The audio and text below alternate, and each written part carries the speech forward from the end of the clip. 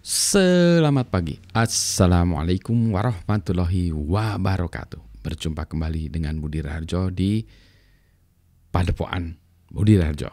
Kita selalu mulai dengan ngopi dulu. Bismillah. Sedap tetap. Sedap. Alat mesinnya tadi agak sedikit rusak. Kopinya kali ini adalah Illy. Ini memang dari 100% Arabica Illy blend. Ini kayaknya sih Kolombia dugaan saya. Dari Italia ya, Ini dari Italia. Jadi orang Italia kalau ngopi ya ini kopinya kayak gitu ya. Plus dicampur dengan hardcore, ini espresso house blendnya dari javahalucoffee.id. Ini asik nih dua ini. Wush, sedap nih. Waduh, ini harusnya dinikmati dulu. Sedap luar biasa pagi-pagi, cerah. Nah, kita ngopinya cappuccino dulu, nanti siang baru V60. Ini masih cerita tentang hashtag kabur aja. Kabur aja dulu ya. Sebenarnya bukan itu sih, lari-lari ke belakang lagi. Flashback saya melihat saya dulu. Dulu saya juga pernah muda. Ini sudah tua, sudah lansia. Jadi harus sadar diri juga. Tapi dulu saya juga pernah muda. Dan kalau pernah muda, ya pernah mengalami juga masanya menjadi sok tahu. Dikasih tahu sama senior ya, orang yang lebih senioran tuh ya ini ngelawan ya dan ngeyel. Merasa, saya yang paling jago sendiri, kamu mah ngerti apa-apa, kamu mah udah ya masa kamu beda dengan masa saya lah. Ini masa kekinian, saya lebih tahu daripada kamu dengan masa ini. Kamu kan nggak ngerti. Dulu zamannya saya begitu ya.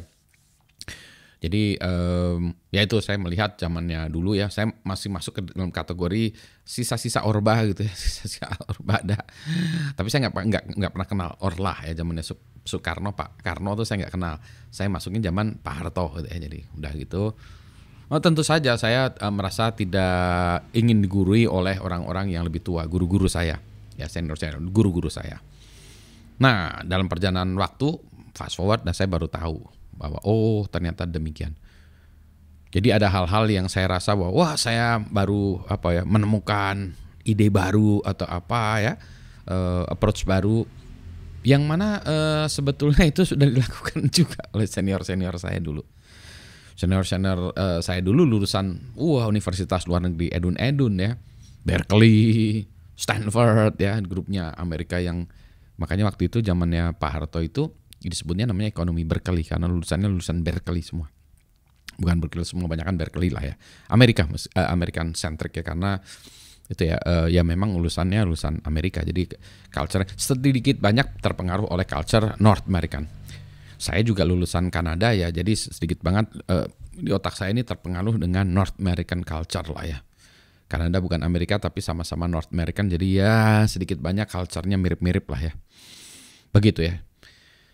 Nah, jadi fast forward sekarang ke sini ya, saya melihat anak-anak muda. Anak muda itu juga kadang saya nasihati juga. Bahwa yang apa yang dia lakukan itu sudah ada zaman dulu. Contoh. Kalau ada anak-anak yang pitching, cerita itu, ngerasa hebat, saya ingin mendekatkan petani dengan pasar segala macam ya, buat exchange segala macam. Saya manggut-manggut. Cuma komentar saya, ya begini dek, ini presentasi yang seperti ini, topik ini tuh mungkin sudah yang ke 50 kalinya atau 70 kalinya, katakanlah 50 kalinya gitu ya. Selama ini saya belum pernah lihat ada yang berhasil. Ya, ada yang belum pernah berhasil. Entah karena pasarnya belum siap, eksekusinya kurang baik ya, atau apapun ya, teknologinya belum ada atau apapun ya, yang mana saya cuma mengatakan bahwa yang sudah tuh nggak berhasil, dan apa yang Anda lakukan atau yang diidekan tuh sama seperti sebelumnya gitu. Jadi ya kalau ini ya kemungkinan nggak berhasil, dan terus saja ngotot gitu ya. Terus habis itu tidak terdengar lagi. Kalau sukses kan terdengar ya, ini sukses, tidak terdengar lagi. Mungkin dia menjadi orang yang ke-51. Kata itu ya Bang Edi. Mungkin dia sedang nulis buku Pak, orang ke-51. Galan ke-51. Ya jadi bukannya saya jagoan hebat segala macam. Udah pernah ngelihat banyak aja. Kalau orang tua itu hebatnya itu bukan karena dia cerdas, hebat segala macam. Udah lihat banyak gitu ya. udah mengalaminya sendiri, jatuh bangunnya saya udah lihat banyak. Jadi itu sih sebetulnya.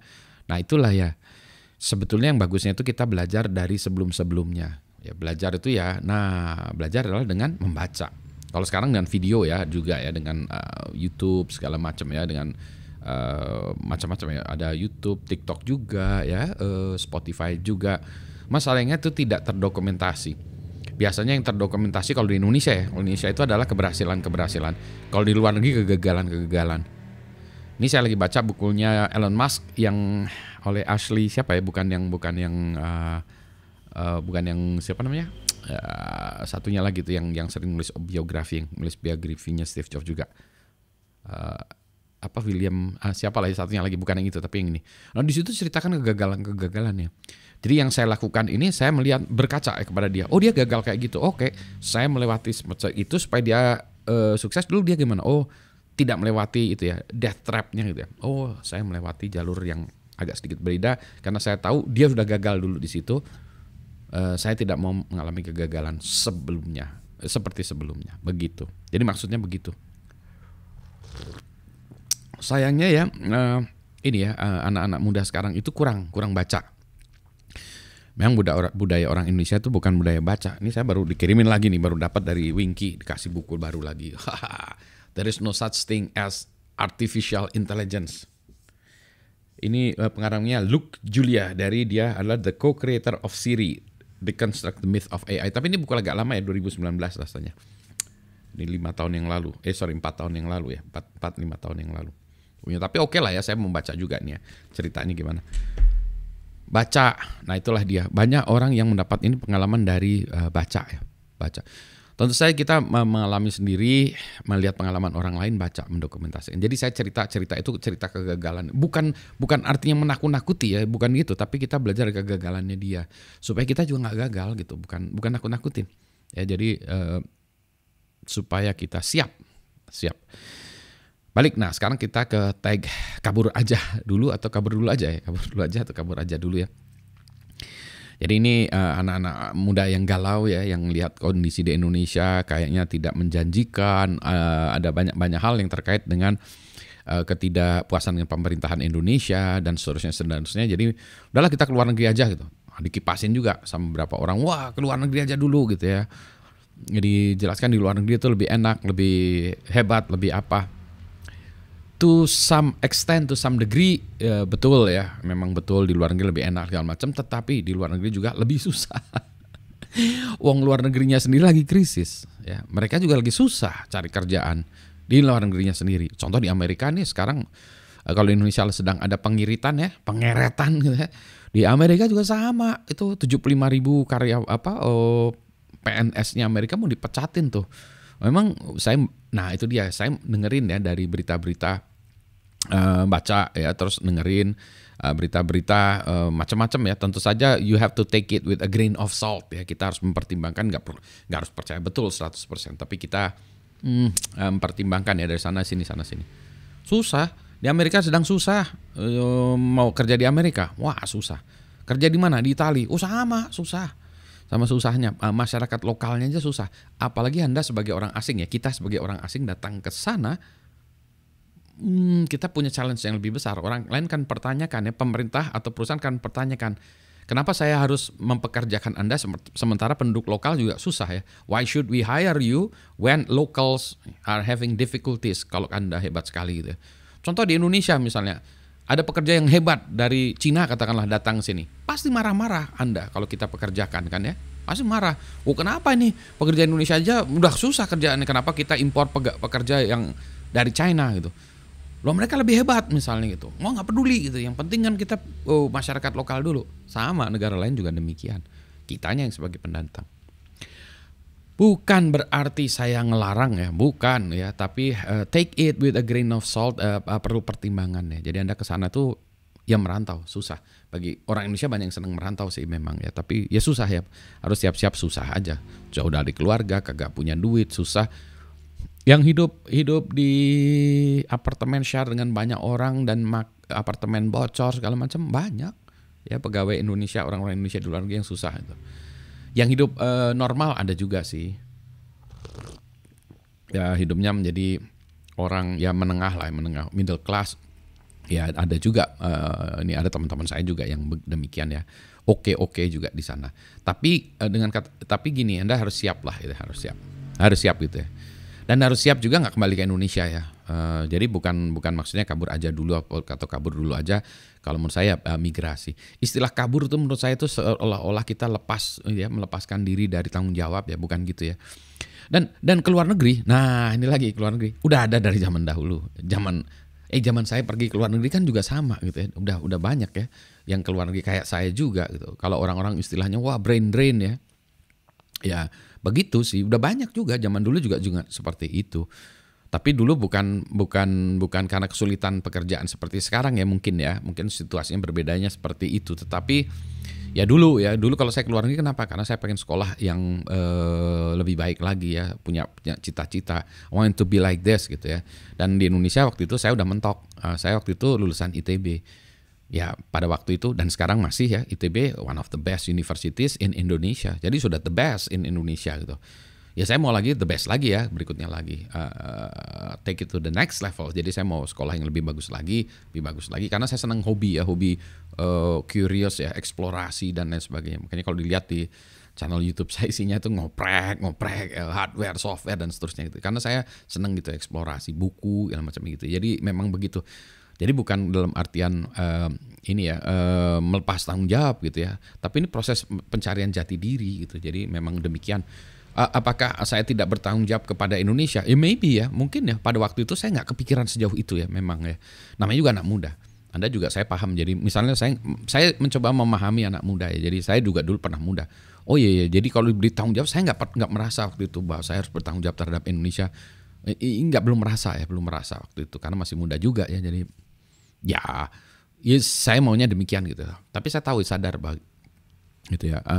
Kemudian di luar negeri saya nyaris nggak kembali gitu. Kalau saya missing 1-2 tahun kemudian lagi kemungkinan saya nggak kembali. Mungkin saya stay di Kanada atau di Silicon Valley gitu ya, kerja di sana. Banyak kan teman saya di Silicon Valley sih. Gitu ya. Jadi fenomena ini tuh bukan sesuatu yang baru atau yang ada gitu ya. Udah ada dari zaman dahulu gitu. Nah, belajarlah dari pengalaman zaman dahulu ya, dari orang tua ya, paman ya, paman, om, tante ya, kita belajar ke mereka, kakek, nenek ya, kita belajar dari mereka ya, guru-guru kita bagaimana situasinya, bagaimana caranya gitu. Nah, sayangnya memang banyak yang tidak menjelaskan dukanya ya, suka dukanya. Memang banyak dukanya ya, karena mungkin itu ya membekas. Jadi kalau kita menceritakan duka susahnya itu memang berat ya. Jadi kalau kita menceritakan itu ya memang berat. Di dalam biografi juga kayak si Elon Musk waktu diwawancara juga ya, dia berkaca-kaca nangis juga gitu. Maksudnya luka ya. Kalau kita menceritakan luka-luka kita pergi perang, kalah, baret-baret, ada yang meninggal, sahabat karib kita meninggal, itu kan susah ceritanya, itu trauma jadi membekas. Jadi memang gitu. Tetapi itu harus diceritakan menurut saya. Kegagalan itu harus diceritakan supaya ini ada bekal ya bagi yang berangkat sana. Oh, jangan pergi ke sana karena di situ isinya buaya semua. Buaya laut dan buaya darat juga ya. Di sana isinya harimau, maung wungkul, waung kabeh. Di sana isinya monyet gitu. Kita berubah jadi monyet. Nah, boleh. Di sana beruang. Wah, asik juga Pak, beruang kan ya. Malah jadi beruang aja lah Pak kita ya. Punya uangnya banyak gitu ya, beruang. Gitu ya. Yang ini jadi kucing. Kucing. Ya demikian ya. Ini sebentar lu ngopinya enak dulu nih. Ya inilah ya, mudah-mudahan ini tuh tidak dianggap sebagai sok tahu. Saya juga tidak ingin ya, saya tuh paling nggak suka pola-pola yang bersifat patronizing ya, nyuapin. Jadi wah ini harus begini-begini tuh saya paling nggak suka model-model kayak gitu. Oh jadi orang yang patronizing pada saya nggak suka. Itulah sebabnya saya juga berusaha tidak patronizing kepada anda gitu ya, baik yang saya ketemu secara fisik ya, offline misalnya saya ngajar mahasiswa, saya juga tidak ingin patronizing, nyuapin semua yang saya kasih, enggak gitu, supaya ada proses berpikirnya juga. Di dalam ini juga saya tidak ingin patronizing. Saya tidak ingin menganggap Anda sebagai orang yang bodoh. Ya, saya ingin mengajak kita berpikir ya, berpikir. Makanya saya nggak suka patronizing. Menggurui itu nggak. Ya kita lihat aja. Saya mencontohkan ya mungkin. Ya menggurui juga Pak. Ya benar juga sih ya. Kan Pak Budi guru. Ya benar juga ya. Iya sih. Cuma ya metodologinya begitu ya. Jadi saya nggak ingin ini A, 2, 3 ini harus begini. Anda harus enggak sih. Saya menceritakan apa yang terjadi dengan saya, pengalaman saya menjadi sebagai pembanding ya bagi Anda itu sebagai pembanding. Oh ya Pak Budi gitu, oh Pak Budi bisa berhasilnya gini, kegagalannya begini. I won't repeat his mistakes gitu ya. Ya udah jangan ikutin kesalahannya Pak Budi gitu ya. I want to stay abroad in Silicon Valley whatnot gitu ya. Jadi ya boleh juga sih ya. Ini. Pak, kenapa nggak buat cerita-cerita gitu? Saya udah buat sih cerita-cerita, cuma ya itu dia nggak ada yang tertarik. Soalnya cerita kegagalan nggak ada yang tertarik ya, kegagalan orang Indonesia. Makanya saya disebutnya juga namanya serial technopreneur. Ya saya entrepreneur di bidang teknologi yang berseri-seri kegagalannya. Ya keberhasilannya banyak juga, gagalnya lebih banyak. Tapi itu perlu diceritakan ya. Kayak saya ceritain ya di dalam ngoprek saya itu kan eksperimen saya itu ceritakan kegagalan ya. Oh ini gini nggak bisa ya nih. Ya sekarang lagi ngoprek IoT-nya banyak gagalnya nih. Itu juga sebenarnya itu documented ya. Kalau orang-orang yang peneliti zaman dulu gak dia documented ya. Karena kalau kita scientist atau engineers ya kita mendokumentasikan lengkap dengan kegagalannya. Oh itu nggak bisa gini-gini ya. Oh saya baca bukunya tentang SpaceX, Tesla, kegagalannya itu seru tuh. Jadi saya ingin ketawa sambil ngelus dada, tapi di samping di satu hal lagi saya salut ya dengan semangatnya mereka fighting gitu ya. Nanti saya akan cerita kemarin perjalanan ke ini tempatnya Pak Buntoro di Jogja itu pabriknya, luar biasa tuh. Ntar ya, ini saya ngabisin kopi dulu. Ini kita selesaikan dulu. Jadi ini apa judulnya yang bagusnya nih ya? Kabur aja dulu part 2 gitu ya. Atau belajar dari pengalaman yang lalu gitu ya. Atau ini playing the old violin. Orang tua nginguk.